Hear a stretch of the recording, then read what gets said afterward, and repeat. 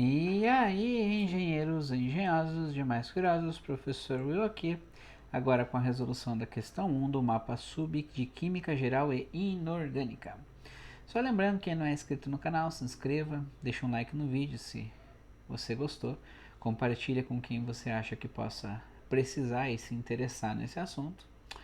E precisando de mais informações quanto à resolução e arquivos do mapa, chama lá no Instagram, will.i.math. Beleza, galera? Dito isso, vamos para a resolução.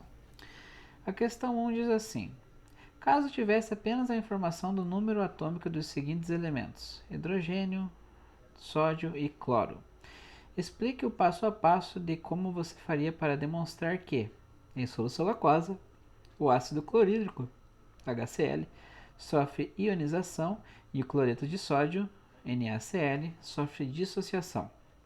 Considere que todos os átomos estejam em seu estado fundamental. Beleza, o que quer dizer? A gente tem ali o número atômico, né? Vamos lá, do nosso hidrogênio. Ele falou que o número atômico é 1, Z igual a 1. O número atômico é a quantidade de prótons. Prótons é aqueles elementinhos subatômicos que têm uma carga positiva.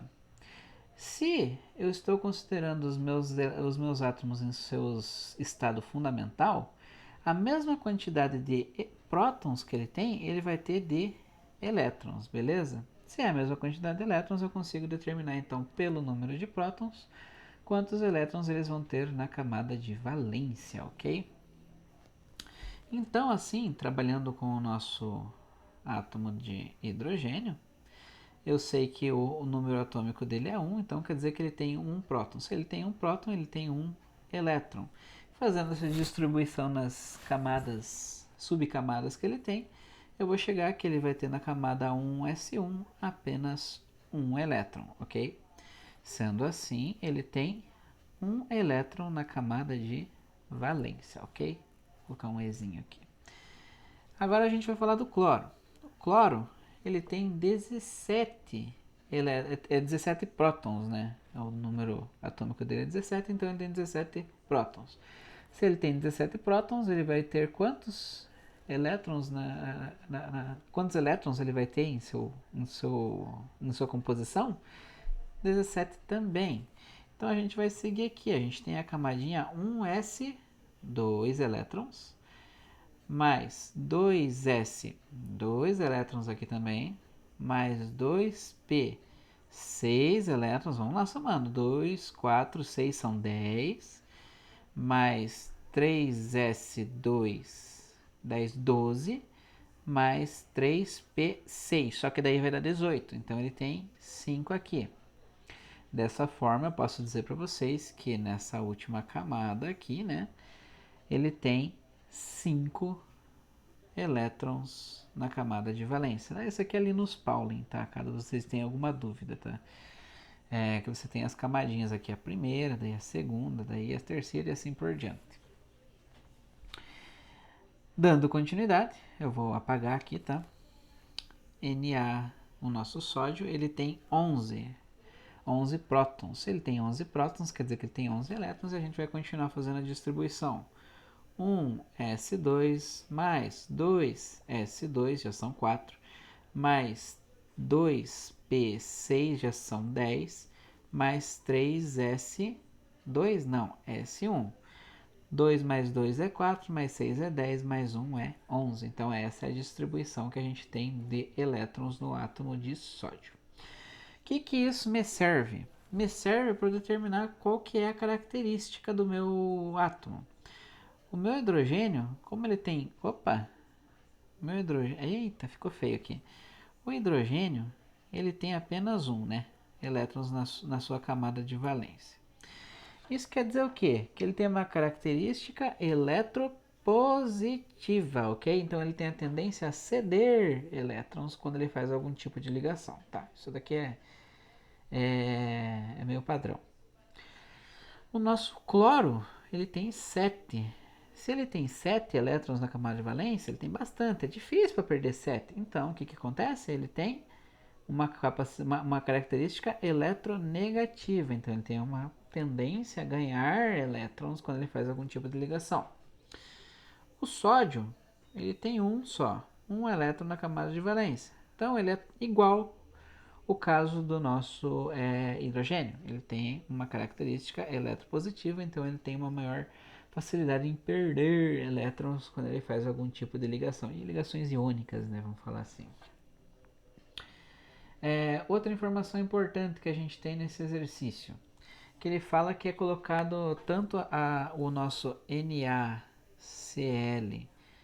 quanto o nosso HCl, o nosso cloreto de sódio, o nosso ácido clorídrico, em um meio aquoso. O que isso quer dizer? Que eles são colocados na água, ok?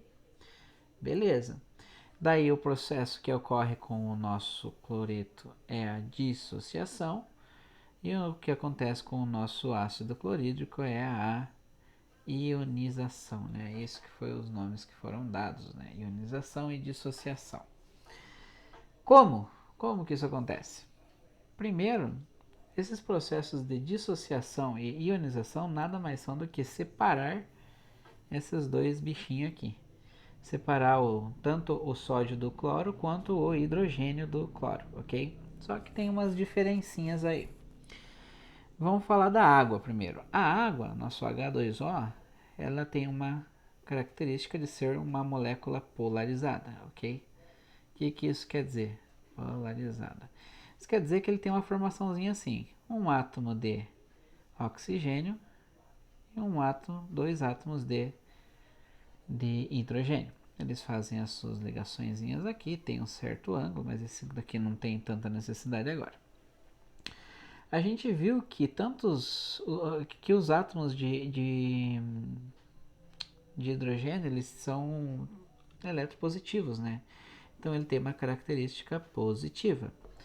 E, por consequência, sabendo que a molécula de água ela é polarizada, a gente consegue deduzir que a água, o oxigênio da água tem uma característica eletronegativa. Aí é que a gente vai começar a brincar agora. O sódio, ele tem qual característica? Uma característica eletropositiva.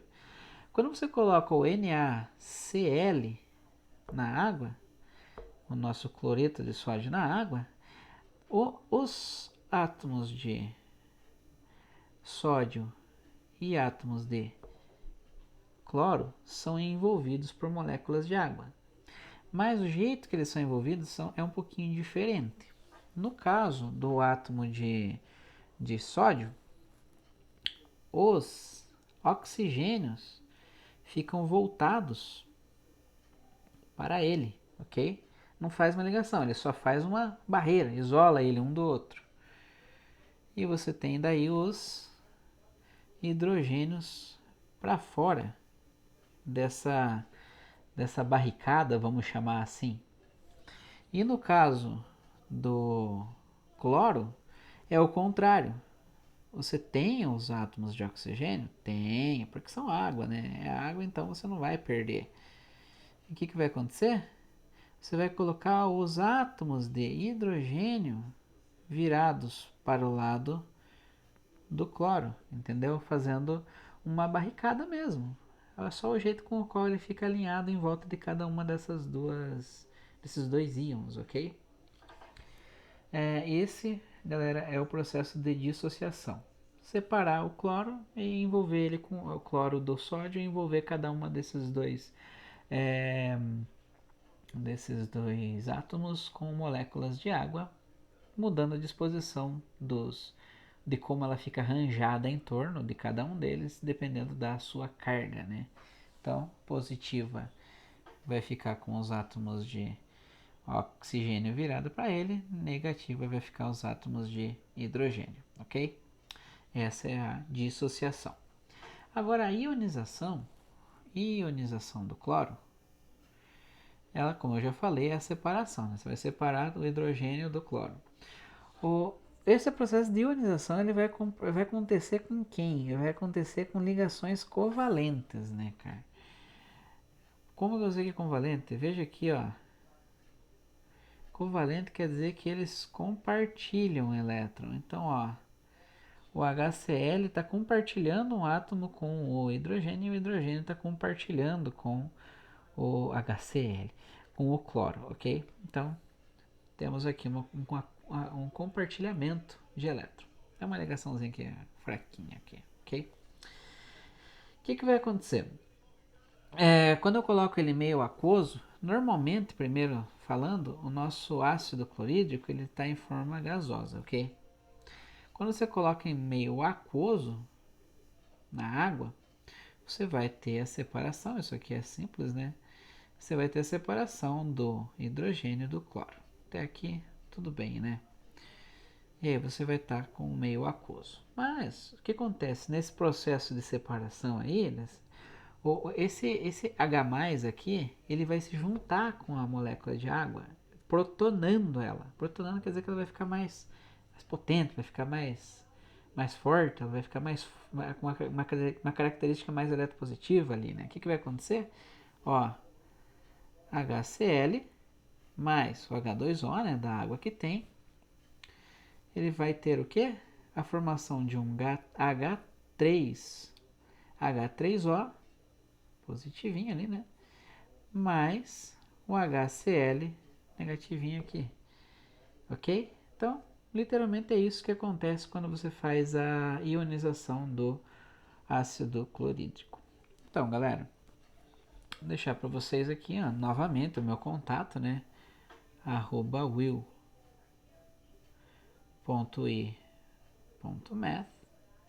Esse daí é no Instagram, tá? Chama lá. Se vocês estiverem precisando do resto das resoluções, a gente acerta por lá. Garanto para vocês que vale muito a pena.